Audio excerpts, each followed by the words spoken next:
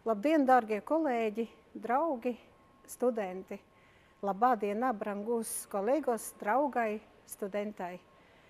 Ir patiesas prieks par to, ka ir panākta vienošanās starp Latvijas Universitāti un Viļņas Universitāti par dubultgrādu piešķiršanu baltu studijās. Sadarbība pāri robežām vienmēr ir bijusi nozīmīga. Tā paplašina mūsu horizontus, dod iespēju zinātnes izaugsmei, arī studiju attīstībai.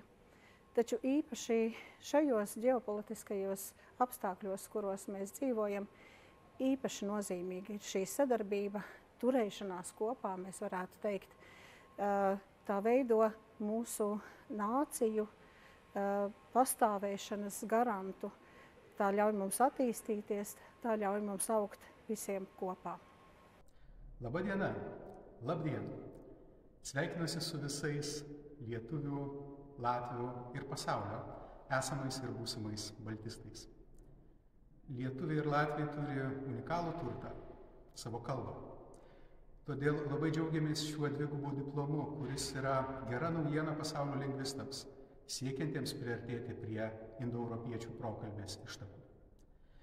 Mieli Lietuvos ir Latvijos studentai, nesvarbu, kur įstosite Vilniuje ar Rygoje, turėsite galimybę studijuoti abiejuose universitetuose. Dargie studenti, neatkarīgi no tā, kur jūs iestāties, Rīgā vai Viļņā, jums bus iespēja studēt abas universitātes. Mėly būsimieji lingvistai, yra tik dvi šalis, kuriuose galite prabilti baltų kalbomis. Pasirinkę šias studijas, pabuvosite abiejuose. Laukiame jūsų Vilniuje ir Rygoje.